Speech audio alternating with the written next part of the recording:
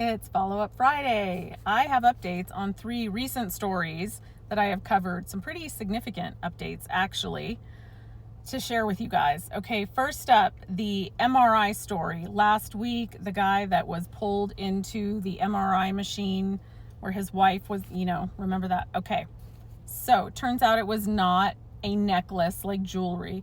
It was a whole chain link bike lock type situation with an actual lock at the end of it. It weighed 20 pounds and he was wearing it for weight training purposes. Okay.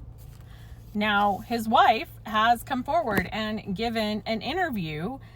She says, first of all, that the tech had a conversation with him about the chain prior to her test, where he said something to the effect of, "Oh, that's a big chain."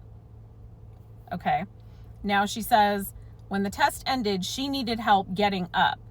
And she called out to her husband, who was presumably right outside the door, and says, Keith, help me. And that she asked the tech to go get him. Wife says that the tech went and got him and brought him in. Now, employees and other people are saying that's not true, that they told him, in fact, not to come in. So we don't really know. But she says that as he approached her in the room, the magnet turned him around and pinned him against the MRI machine. There are reports that he was pinned there for an hour. And that has not been confirmed. So that's a whole other conversation. As we know, he passed away the following day. This one's going to make you mad. All right, follow up on Northwell Health Hospital in Long Island. This is one of the places that had the hidden cameras recording staff, visitors, right? This was the really bad one, that they had up to 13,000 victims, 9 bathrooms at 2 different facilities over 2 years, okay? They had over 300 videos. He hid the camera in the smoke alarm. Remember that one? It was an employee of Northwell Health Sleep Center who has been terminated. Well, he pled guilty and he's not going to jail. He pled guilty to unlawful surveillance and evidence tampering.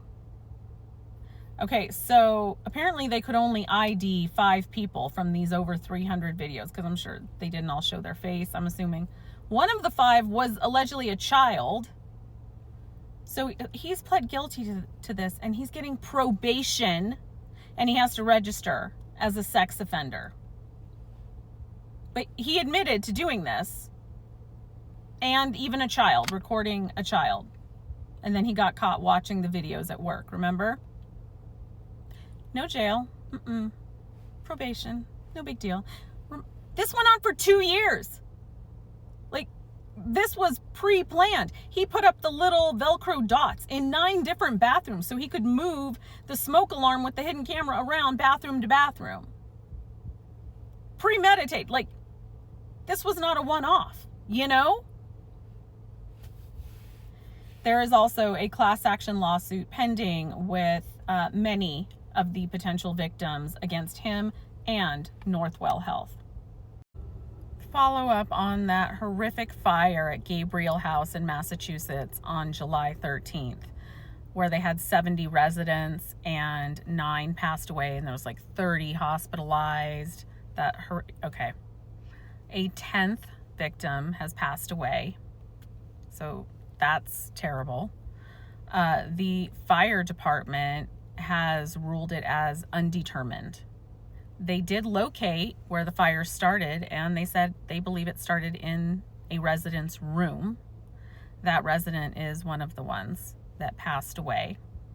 They believe that oxygen played a significant role in this fire. It may have been a failure of an oxygen concentrator in that room, or improperly disposed of smoking paraphernalia, but it was an accident. It was not intentional. And there was also possibly an issue with a battery-powered scooter, the rechargeable battery in the room.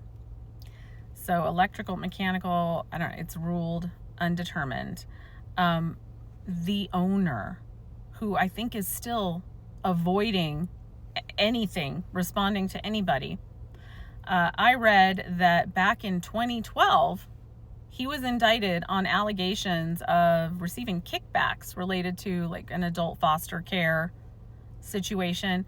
He paid over $900,000 in a settlement, and then those charges were dismissed. So this is not his first run-in, potentially. Yeah, those are the updates.